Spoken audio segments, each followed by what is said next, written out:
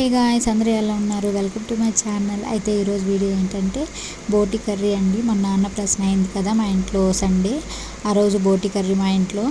So బోటి మంచిది కదా లాక్టేషన్కి, సో అందుకని చెప్పి బోటి తీసుకొచ్చారు మా ఇంట్లో. నేనైతే బోటి తిన్నాం ఫస్ట్ టైము, అండ్ దగ్గరగా చూడడం కూడా ఫస్ట్ టైమే. మీరు నమ్ముతారో నమ్మరో కానీ నిజం ఫ్రెండ్స్, ఎప్పుడు తినేదాన్ని కాదు. ఎందుకంటే అది చూడడానికి ఇట్లా రబ్బర్గా ఉంటుంది కాబట్టి. నాకు చికెన్లో స్కిన్ అంత మెత్తగా ఉంటుంది కదా, అది కూడా తినేదాన్ని కాదు. సో అలాగా నాకు బోటి ఎప్పుడు ట్రై చేయలేదు. అయితే ఆ రోజు మా ఇంట్లో చేసుకున్నాము. మా అత్తమ్మకు కూడా సరిగా రాదంట కర్రీ చేయడం, ఎప్పుడు చేయలేదు అని చెప్పింది. ఎప్పుడో చేసిందంట కానీ ఇప్పుడు గుర్తులేదు అనేసరికి మేము పక్కన వీడియోస్లో చూసి ఎలా చేయాలో ట్రై చేసాము. ఫస్ట్ అయితే ఫ్రై చేసుకోవాలనుకున్నాము, అది ఫ్రై కాస్త పోయి కర్రీ అయిపోయింది ఆ రోజు. దానికోసం అయితే ఫస్ట్ బోటి తీసుకొని దాన్ని బాగా క్లీన్ చేసుకోవాలి. ఆ క్లీన్ చేసుకోవడానికి ముందు బాయిల్ చేసుకోవాలి కదా, అప్పుడు ఉప్పు పసుపు తీసుకొని బోటిని వేసి బాగా బాయిల్ చేసుకోవాలి. బాయిల్ అయిన తర్వాత దానిపైన స్కిన్ అంతా గీకేసేయాలి.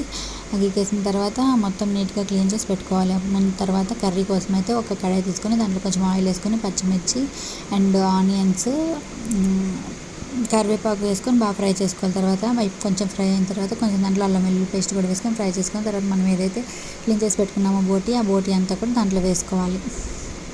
అది కూడా బాగా ఫ్రై అయిన తర్వాత దాంట్లో కొంచెం వెల్లుల్లి ఉంటుంది కదా, పచ్చగా దంచేసి పైన వేసుకోవాలి. దానికోసం మసాలా ఏంటంటే ధనియాలు, చెక్క, లవంగాలు అండ్ కొంచెం మిరియాలు వేసుకొని మసాలా చేసి పెట్టుకోవాలి. ఎప్పుడైతే బోటి బాగా ఫ్రై అయిపోయిందో దాంట్లో కొంచెం టమాటా వేసి, తర్వాత ఉప్పు కారం, టమాటా కొంచెం ఉడికిన తర్వాత ఉప్పు కారం పసుపు అన్నీ సరిపోయేలాగా వేసుకొని ఇంకా కొంచెం బాగా ఫ్రై చేసుకోవాలి.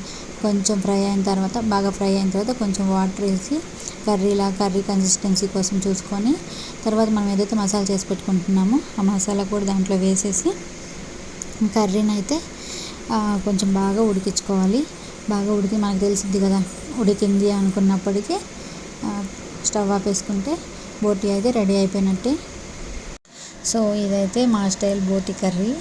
నచ్చితే ట్రై చేయండి, లేకపోతే మీ స్టైల్లో చేసుకొని తినండి. ఇంకా మీకు బోటి ఇష్టమా లేదా కూడా నా కమెంట్ సెక్షన్లో చెప్పండి. మీరు ఫస్ట్ టైం బోటి తినేటప్పుడు మీ ఎక్స్పీరియన్స్ ఏంటో కూడా నా కమెంట్ సెక్షన్ చెప్పండి.